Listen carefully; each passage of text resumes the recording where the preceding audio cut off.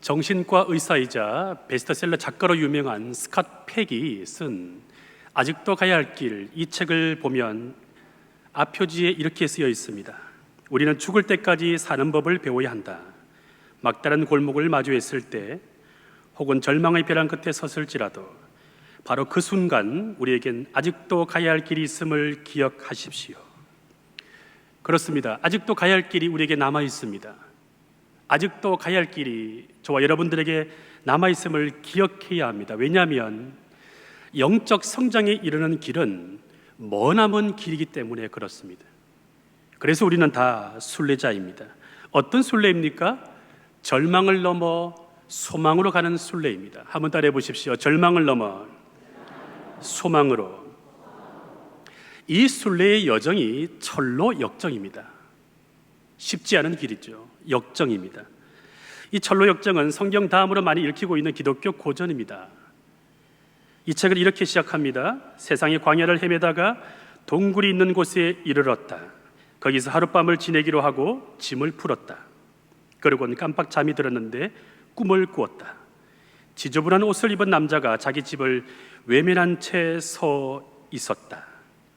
여기서 광야, 동굴, 짐, 잠, 꿈, 이 단어가 순례를 상징하는 단어입니다.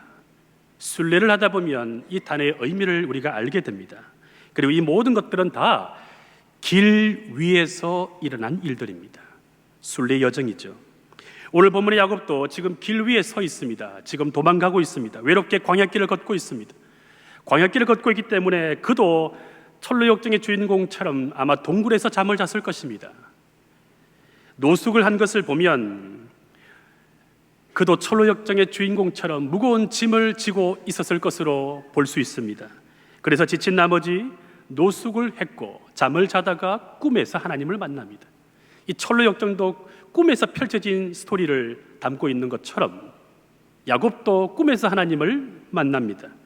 오늘 본문과 이 철로 역정의 이야기 속에서 우리는 절망을 넘어 소망으로 가는 이 순례자의 여정을 발견하게 됩니다. 오늘의 여정은 이렇습니다. 스크린을 한번 봐주시기 바랍니다.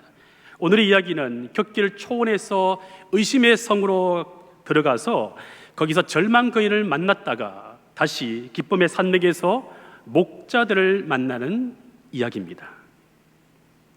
순례길을 걷고 있던 크리스찬과 소망이 격길 초원에서 가던 길을 가다가 의심을 하여서 딴 길로 갑니다. 그래서 의심의 성에 들어가게 되었습니다. 거기에서 몹시 지친 나머지 잠을 잤는데 눈을 떠보니까 절망 거인이 나타났습니다. 절망 거인. 이 거인은 낯선 남자들이 자기 영역에 들어와서 자고 있는 것을 보고는 웬 놈들이냐고 호통을 쳤습니다. 왜 남의 영역에 함부로 들어와서 잠을 자고 있냐고 야단을 쳤습니다. 너희는 내 영역에 함부로 들어와서 돌아다니고 잠을 자고 있었기 때문에 이제 나와 함께 가야 한다고 말했습니다. 그래서 이 거인은 순례자들을 성으로 끌고 가서 그 성으로 끌고 가서 지하 감옥에, 캄캄한 지하 감옥에 가두어 버렸습니다. 그들은 거기서 수요일부터 토요일까지 아무것도 먹지 못한 채 갇히게 되었습니다. 크리스찬은 자신이 경솔하게 서둘러서 이러한 낭패를 당했다고 생각한 나머지 자책감에 빠졌습니다. 그리고 가던 길을 의심하여 딴 길로 가다가, 편한 길로 가다가, 넓은 길로 가다가 이런 낭패와 어려움을 당했다고 생각한 나머지 깊은 후회를 했습니다. 오늘 본문에 나오는 야곱은 형의 장자권을 빼앗는 일로 지금 도망가고 있죠. 형과 원수가 되었습니다. 아버지와 형을 속여서까지 형의 장자권을 차지해 버렸습니다. 그렇게 속이면서 욕심을 부렸기 때문에 형과는 원수가 되었고 형의 보복이 무서워서 도망쳤습니다. 야반 도주했습니다. 길 떠나는 나그네가 되었습니다. 10절을 보시면 야곱이 브엘세바에서 떠나 하란으로 향하여 가더니, 떠나 가더니 순례의 단어입니다. 이 야곱은 어쩌다 순례자가 되었습니다. 어쩌다. 그가 순례 여정을 걸으면서 마음에 자책감이 찾아왔습니다. 생겼습니다.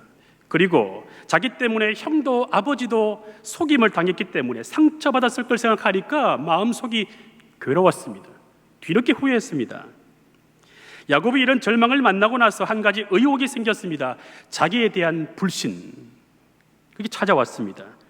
그 스트레스가 밤이 되면서 더욱 커졌기 때문에 그 밤중에 다른 것을 할 겨를이 없었습니다. 우리가 스트레스를 받다 보면 그냥 잠이나 자버리지, 잠자게 되잖아요.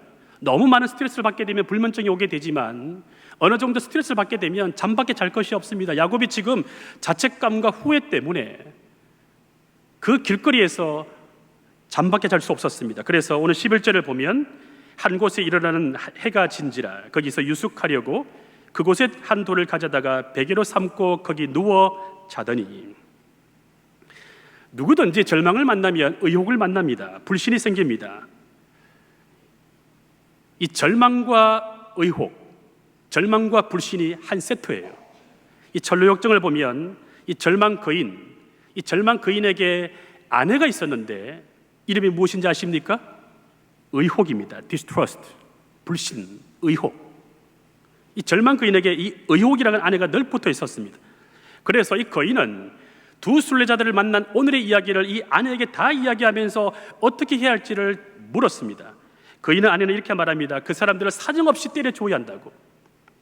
그러자 이 거인이 아내의 말을 듣고 몽둥이를 가지고 와서 사정없이 이 두 순례자들을 두들겨 패기 시작했습니다.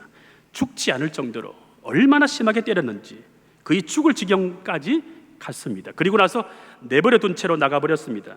다음 날 밤에 거인의 아내가 이 순례자들이 있는 지하 감옥에 가보니까 멀쩡히 살아있는 것을 보고 나서 남편에게 다시 호통을 칩니다.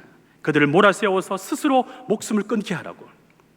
끊임없이 이 절망 거인 그리고 아내의 의혹이 이 순례자들을 압박하고 있습니다. 다음 날 아침에 거인이 아내의 말을 듣고 이 순례자들에게 찾아가서 협박합니다. 너희들은 무슨 수를 써도 이 감옥을 빠져나갈 수 없다고 절망을 심어줍니다. 도망갈 길이 있다면 칼로든 밧줄로든 독약으로든, 칼과 밧줄과 독약 이것밖에 없다는 거예요. 스스로 죽는 것밖에 없다고 윽박질렀습니다. 여러분, 이 장면은 크리스천도 절망을 만나면 죽고 싶은 마음이 생긴다는 뜻입니다. 우리가 예수를 믿지만 우리에게도 낙심과 절망이 크게 다가오면, 이게 극대화되면 우리도 이 주인공들처럼 자포자기하게 된다는 겁니다. 이런 상황 속에서 크리스찬이 소망에게 말합니다. 이렇게 비참하게 살 바에야 차라리 죽는 게 낫겠다. 거인의 손에 죽든지 아니면 스스로 죽든지 살 가치가 없다고 망연자실합니다. 바로 그때 소망이 말합니다. 지금 우리 형편이 몹시 나쁘다는 건 사실입니다. 하지만 우리가 거인의 생각을 받아들여서 스스로 목숨을 끊는다는 것은 하나님께서 금하고 계시는 일입니다. 그러니 우리 다시 한번 생각해 봅시다. 모든 것이 거인의 뜻대로만 되지는 않을 것입니다. 누가 압니까? 하나님께서 절망 거인을 죽게 하실지, 아니면 감옥 문 잠그는 걸 깜빡 잊을 수도 있지 않겠습니까? 그것도 아니면 또 한 번 발작이 일어나서 사지를 못 쓰게 될 수도 있고요. 그런 일이 생기면 있는 힘을 다해서 탈출을 하면 됩니다. 그러니 조금만 더 견뎌봅시다. 지금까지 잘 참아왔으니 조금만 더 인내하면 언젠가는 여기서 벗어날 날이 올 것입니다. 소망의 이 말에 크리스찬이 위로를 얻습니다. 소망을 통해서 이 크리스찬은 지난날 하나님이 나와 어떻게 함께 하셨는지를 그때야 비로소 상기하게 되었습니다. 기억을 떠올린 거죠. 오늘 본문에 나오는 야곱도 절망 중에 하나님의 사자를 통해서 소망을 발견합니다. 12절입니다. 꿈에 본즉 사닥다리가 땅 위에 서 있는데 그 꼭대기가 하늘에 닿았고, 또 본즉 하나님의 사자들이 그 위에서 오르락내리락 하고. 계속해서 하나님이 야곱에게 소망의 말씀을 주십니다. 13절 15절의 말씀을 함께 읽겠습니다. 시작. 또 본즉 여호와께서 그 위에 서서 이르시되 나는 여호와니 너의 조부 아브라함의 하나님이요 이삭의 하나님이라. 내가 누워있는 땅을 내가 너와 내 자손에게 주리니 내 자손이 땅의 티끌같이 되어 내가 서쪽과 동쪽과 북쪽과 남쪽으로 퍼져나갈지며 땅의 모든 족속이 너와 내 자손으로 말미암아 복을 받으리라. 내가 너와 함께 있어 내가 어디로 가든지 너를 지키며 너를 이끌어 이 땅으로 돌아오게 할지라. 내가 내게 허락한 것을 다 이루기까지 너를 떠나지 아니하리라 하신지라. 절망을 만난 야곱에게 하나님께서 어떻게 다가오십니까? 과거에 주셨던 언약을 상기시켜서 소망을 주십니다. 미래에 대한 상상이 아니라 과거에 주셨던 언약, 과거에 받았던 언약을 상기하게 하십니다. 한번 따라해 보세요. 상기. 기억을 떠올리게 하시는 거예요. 아버지에게 주셨던 약속, 할아버지에게 주셨던 그 약속을 주신 하나님께서 지금 야곱에게도 동일하게 신실하게 지금 역사하고 있음을 보여주시는 사건입니다. 할아버지에게도 신실하셨고 아버지에게도 신실하셨고, 지금 내가 절망 속에 있지만, 험한 길을 걸어가고 있고 지금 만신창이가 되어 있지만, 그럼에도 불구하고 과거에 역사하셨던 그 하나님이 지금도 나와 함께 하실 것이라고 하는 말씀에 대한 기억이 떠올랐던 것입니다. 오늘을 살아가는 우리도 마찬가지입니다. 여전히 하나님은 신실하십니다. 우리가 잘못된 길을 갈 때, 실수하여 넘어질 때, 후회하게 되고 낙심하게 되고, 우리도 절망거인을 만나서 나 자신이 너무나 초라해 보일 때, 어떤 사람에게는 돈이 절망거인이고, 어떤 사람에게는 건강이 절망거인이고, 자식이 절망거인이고, 무엇이 되었든지 간에 그 절망거인 때문에 나 자신이 너무나 초라해 보이고 작게 보여질 때가 있습니다. 바로 그때 주님께서는 당장 상황을 바꿔주시거나 환경을 바꿔주시기 전에 과거에 주셨던 그 약속을 다시 상기하게 하셔서 소망을 보게 하시는 하나님이십니다. 과거에 주셨던 약속, 이전에 주셨던 그 언약의 말씀, 그 약속을 하나님께서 다 이루실 때까지 떠나지 않겠다고 오늘 다시 한번 약속해 주시는 것입니다. 자, 이제부터 이 크리스찬과 소망은 기도를 하기 시작합니다. 약속의 말씀을 듣고 나서, 붙들고 나서 기도하기 시작합니다. 이 의심의 성에서 벗어나기 위해서, 절망거인에게서 벗어나기 위해서 사실은 기도밖에 할 것이 없었습니다. 그래서 그들은 해가 뜰 때까지 밤새도록 철야 기도를 했습니다. 기도가 끝날 즈음에 이 크리스찬이 갑자기 큰 소리로 외칩니다. 언약이라는 열쇠를 내 가슴에 늘 품고 다니면서도 내가 새까맣게 잊고 있었네, 이 바보같이. 자기의 가슴에 언약의 열쇠가 있었다는 것을 새까맣게 잊고 있었습니다. 언제 기억이 났습니까? 기도할 때 생각이 난 것입니다. 그래서 이 열쇠를 가지고 빠져나가는 거예요. 책을 보게 되면 이 열쇠는 언약이라고 나옵니다. 언약. 한번 따라해 보십시오. 언약. 절망 중에 언약을 붙들면 절망거인으로부터 벗어날 수가 있습니다. 절망 중에 있을 때 언약의 열쇠가 있으면 절망 감옥에서 벗어나게 될 줄로 믿습니다. 어떠한 절망이 있어도 과거에 주셨던 그 약속의 말씀을 다시 상기할 수 있다면 우리는 절망으로부터 해방될 수 있는 것입니다. 놀라운 건 이 순례자들이 기도했을 때 이것을 발견한 거예요. 어차피 걱정하고 어차피 염려할 바에야 차라리 기도하는 게 나은 줄로 믿습니다. 기도했을 때 언약의 열쇠가 생각이 났고, 기도했을 때 언약의 열쇠가 눈에 보였습니다.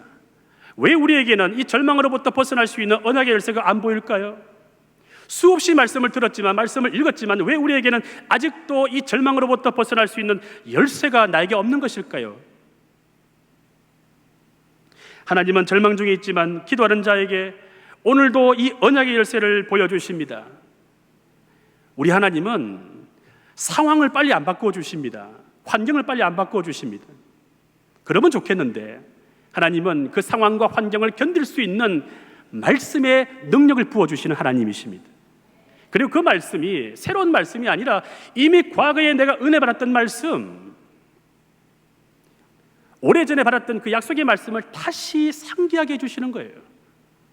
어떨 때는 아버지가 받았던 말씀이 될 수도 있고, 할아버지가 받았던 말씀이 될 수도 있고, 할머니가 기도하면서 받았던 약속이 될 수도 있고, 어머니의 기도의 은혜일 수도 있고, 하나님은 과거에 주셨던 그 약속을 다시 우리에게 상기하게 만들어서 현재의 절망을 이기게 하시는 하나님이십니다. 그러므로 언약에 대한 기억이 구원입니다. 한번 따라해 보세요. 기억이 구원입니다. 언약에 대한 기억, 과거에 주셨던 그 약속의 말씀을 상기하는 것이 구원입니다. 구원의 열쇠예요. 과거에 주신 이 언약의 기억이 있으면 아무리 힘든 현실도 뚫고 나가게 되는 줄로 믿습니다. 절망을 넘어 소망으로 가게 될 줄로 믿습니다. 크리스찬과 소망이 이 열쇠를 발견하고 나서 얼굴이 달라졌습니다. 오늘 본문의 주인공 야곱도 마찬가지입니다. 언약을 받고 나서 마음이 완전히 달라졌습니다. 16절에 보시면 야곱이 잠이 깨어 이르되 여호와께서 과연 여기 계시거늘 내가 알지 못하였도다. 야곱의 이 고백과 철로역정에 나오는 크리스찬의 고백이 같지 않습니까? 사실은 이미 있었습니다. 이미 있었지만 안 보였던 거예요. 기도하면서 그 영혼이 정화되고 나서 약속의 말씀이 다시 상기되었을 때 보이게 된 사건입니다. 그토록 싫었던 그곳, 떠나고 싶었던 그곳, 너무나 지겨웠던 그곳에서 야곱이 하나님을 만나니까, 그곳에 하나님이 계신다는 것을 알게 되니까 그 다음부터는 달라졌습니다. 내가 원하지 않는 그곳에도 하나님이 계셨다는 것을 알게 되니까 그곳이, 그 장소가 달라진 거예요. 우리는 어떤 공간에 들어가서, 어떤 장소에 들어가서, 어떤 직장에 들어가고 교회에 등록하고 결혼을 하고 어떤 집안을 만나고 어떤 영역, 공간 속에 들어가게 되면 마음에 안 들면 자꾸 옮기려고 한단 말이에요. 바꾸려고 해요, 힘이 있으면. 그런데 성경에 대한 그것이 아니라 우리의 본질이 바뀌는 것입니다. 우리의 존재가 바뀌는 거예요. 야곱이 정말로 처량하고 슬프고 떠나고 싶었던 그곳에서 하나님을 만나니까 그곳이 달라진 거예요. 이렇게 언약을 받으면 내가 있는 공간, 내가 처한 상황이 달라지게 될 것입니다. 여러분들은 지금 어떤 절망을 만났습니까? 철로역정의 주인공들처럼 여러분에게도 절망 감옥이 있습니까? 절망 거인을 만나서 지금 한없이 나 자신이 초라하고 작게만 여겨지십니까? 언약의 열쇠를 받으시기를 바랍니다. 언약의 열쇠를 받을 때까지 기도하시기를 바랍니다. 기도하셔서 이 언약의 열쇠를 찾으시고 그 언약의 열쇠를 붙드셔서 절망 감옥으로부터 벗어나올 수 있기를 축복합니다. 기도로 언약이 성취됩니다. 한번 따라해 보세요. 기도로 언약이 성취됩니다. 그래서 야고보 사도가 절망을 만나고 고난을 당하면 기도할 것을 강조합니다. 너희 중에 고난 당하는 자가 있느냐? 그는 기도할 것이요. 이미 우리는 약속의 말씀을 다 받았습니다. 우리에게는 이미 과거의 은혜가 다 충만하게 임했습니다. 문제는 지금 그 은혜의 발전기가 안 돌아가기 때문이에요. 무엇 때문에 안 돌아갈까요? 기도가 없기 때문입니다. 기도가 약하기 때문이죠. 순례자들은 언약의 열쇠를 통해서 이 절망의 감옥을 빠져나와서 이제 소망의 길을 걷기 시작합니다. 걷고 또 걷고 계속 걸어서 마침내 기쁨의 산에 도착합니다. 이 기쁨의 산은 광야 같은 세상에서 힘들게 살다가 교회를 처음 다닐 때 경험하는 그 기쁨을 말합니다. 성화의 과정, 내가 점점 거룩해지는 이 성화의 과정, 영적으로 성숙해지는 그 과정을 거치면서 경험하게 되는 기쁨을 말합니다. 아마 여러분들 대부분 다 후자일 것입니다. 순례자들이 기쁨의 산에 도착해 보니까 여기에 보니까 정원이 있고 과수원이 있고 포도밭이 있습니다. 그리고 샘물도 있고 우물도 있습니다. 공통적으로 다 물이 있었어요. 마시는 물이 있었습니다. 왜 기쁨의 산에 물이 있었을까요? 왜 물이 기쁨을 상징할까요? 여러분 생각해 보셨습니까? 이렇게 한번 질문을 던져보면 좋겠네요. 커피와 콜라에 중독된 사람이 100m를 전력 질주하고 나면 물을 마시고 싶을까요? 커피와 콜라를 마시고 싶을까요? 경험이 없으십니까? 아무리 내가 커피에 중독이 되고 콜라에 중독이 되고 술에 중독이 되어도 전심전력으로 100m를 뛰고 나면 거의 대부분은 물을 찾습니다. 그때 만나는 물이 너무나 기쁘고 반가운 거예요. 너무 생명력이 있어요. 바로 그것을 말합니다.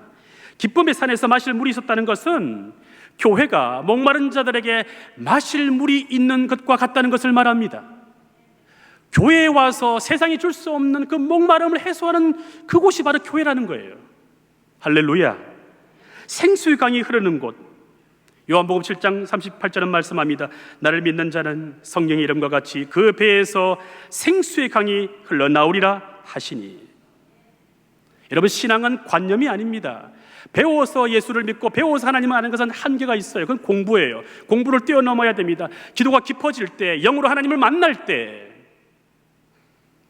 그 하나님의 생명력을 내가 가슴에서, 뱃속에서부터 아는 거예요. 그것이 생수강이 흐른다고 말씀하는 것입니다. 우리 교회가 생수강이 철철철 흘러넘치는 교회가 되기를 바랍니다. 우리의 모든 예배가 생수강이 흘러넘치기를 축복합니다.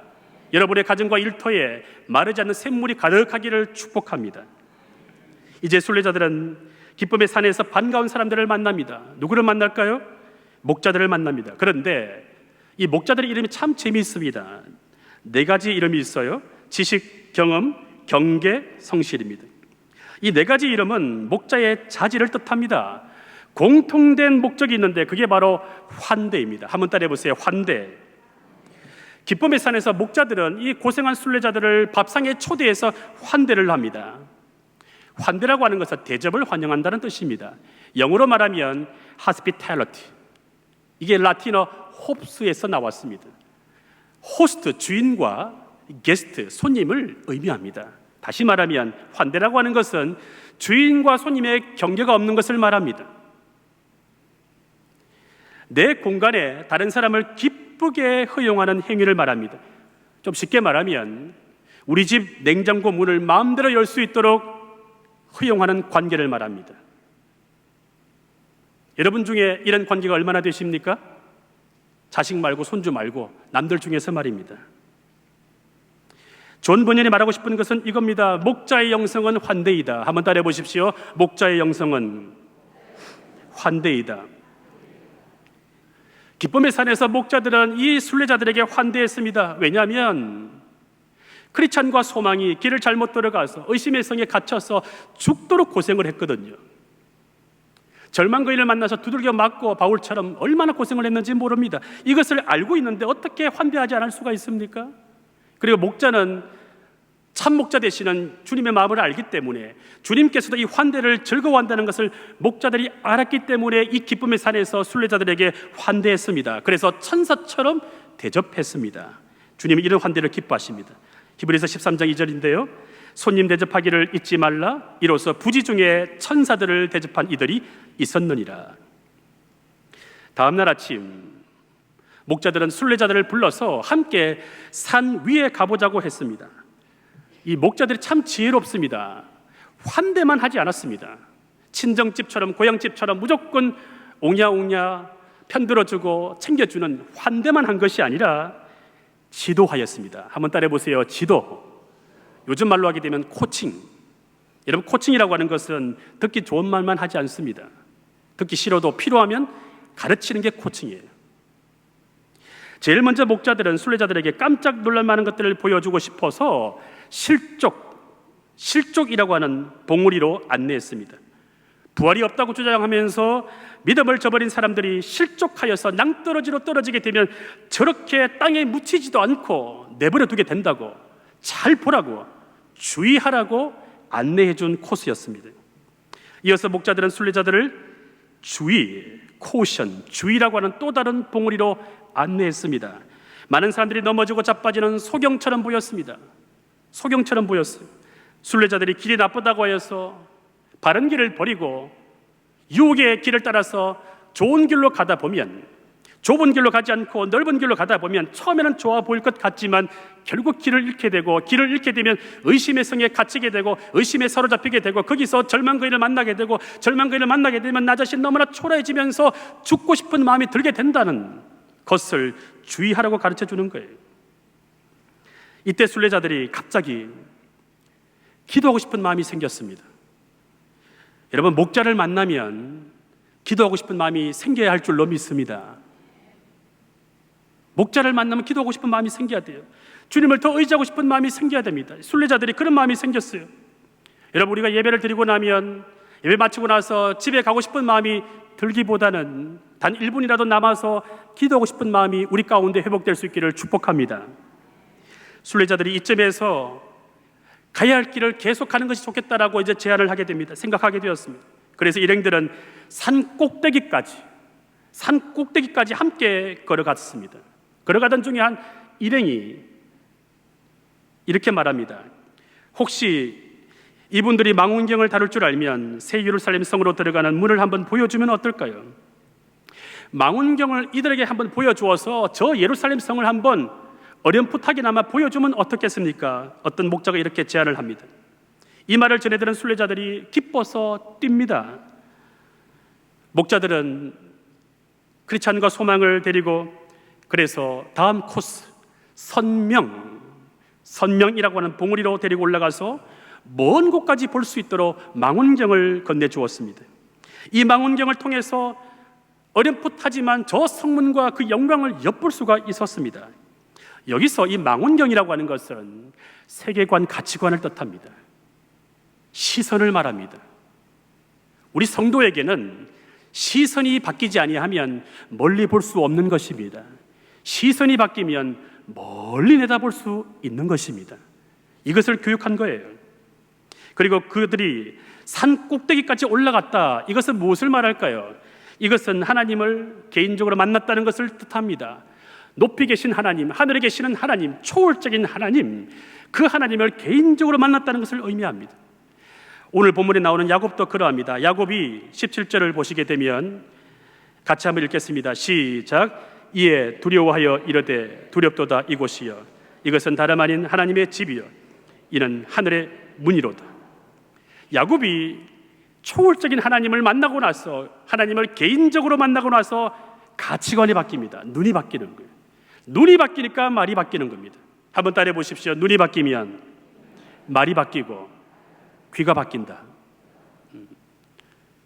말 바꾸고 귀를 바꾸려고 하기 전에 먼저 눈을 바꾸셔야 돼요. 야곱도 이 철로역정의 주인공들도 하나님을 만나고 나서 산 꼭대기에서 초월적인 하나님을 개인적으로 만나고 나서 눈이 바뀐 것입니다. 여러분, 눈 바뀌면 가야 할 길이 분명하게 보입니다. 자, 가야 할 길이 분명하게 보인다면 지금의 모든 수고는 수고가 아닌 것입니다. 고생은 고생이 아닌 거예요. 가야 할 길이 분명하게 보인다면 고생 끝, 행복 시작인 줄로 믿습니다. 아무리 힘들어도 완주할 곳이 눈에 보인다면 지금의 모든 수고는 더 이상 수고가 아닌 것입니다.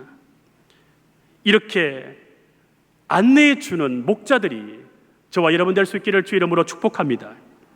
야곱은 하나님을 개인적으로 만난 그곳에 입술로만 고백하지 않고 거기에 눈에 보이는 기념비를 세웁니다. 18절 19절입니다. 야곱이 아침에 일찍 일어나 베개로 삼았던 돌을 가져다가 기둥으로 세우고 그 위에 기름을 붓고 그곳 이름을 베델이라 하였더라. 이 성의 옛 이름은 루스더라.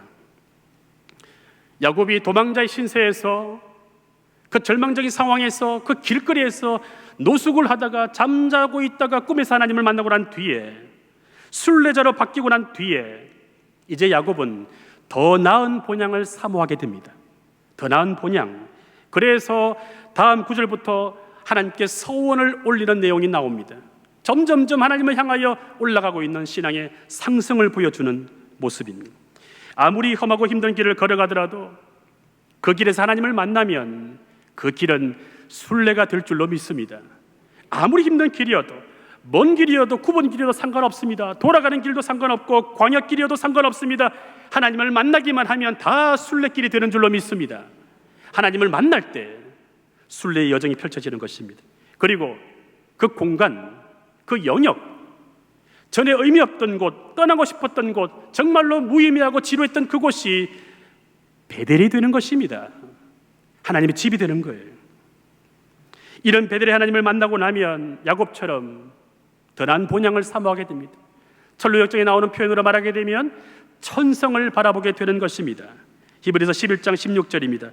그들이 이제는 더 나은 본향을 사모하니 곧 하늘에 있는 것이라. 이러므로 하나님이 그들의 하나님이라 일컬음 받으심을 부끄러워하지 아니하시고 그들을 위하여 한 성을 예비하셨느니라.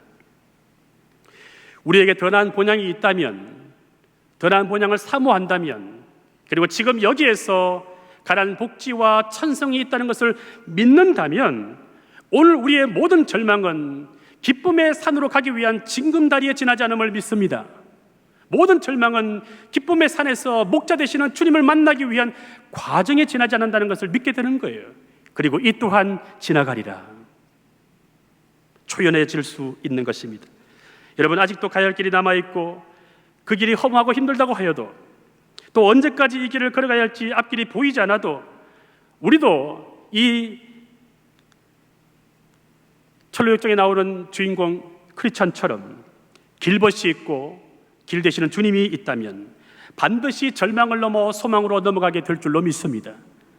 길벗이 있다면, 길 대신 주님이 있다면, 아무리 험하고 힘든 길이랄지라도, 광야길이랄지라도 절망을 넘어 소망으로 건너가게 될 줄로 믿습니다. 존 버니는 그렇게 살았습니다. 그는 가난한 땜장의 아들로 태어나서 교육을 제대로 받지 못했습니다. 절망하지 않았습니다. 그럼에도 불구하고 절망하지 않았습니다. 자신의 가난을 문학과 영성으로 승화시켰습니다. 자신의 가난을 문학과 영성으로 꽃을 피운 거예요. 그래서 청교도 시대에 가장 탁월한 평신도 설교자요 작가로 활동할 수가 있었습니다. 이 당시는 영국의 왕이 국교회 외에는 어떠한 다른 종교도 다른 교회도 허락하지 않는 시대였습니다. 그렇지만 버녀는 이 제도권 안에서 신앙생활하는 것이 너무나 답답하였습니다. 자기 안에 있는 복음의 순수성, 그 열정을 제도권 안에서 표현할 수 없었기 때문에 그는 계속해서 복음을 전파하였고 설교를 계속하였습니다. 설교한 죄로 체포되어서 3개월간 수감되었습니다. 감옥에서 풀려난 후에도 그가 절망 속에서 만난 소망의 주님을 전파하지 않고서는 견딜 수 없었기 때문에 그는 설교하면 안 된다고, 다시 수감될 수 있다고 하는 명령을 받았음에도 불구하고 여전히 복음을 전하고 설교를 하다가 잡혀 들어가서 결국 12년간 옥살이를 하게 되었습니다. 그런데 그 12년 동안 그 깊은 어둠 속에서, 그 절망적인 상황에서 그는 더 깊은 소망의 주님을 만났습니다. 그 절망 상황 속에서. 그래서 마침내 위대한 작품인 철로역정을 집필하게 되었습니다. 그는 절망을 넘어 소망으로 건너간 순례자였습니다.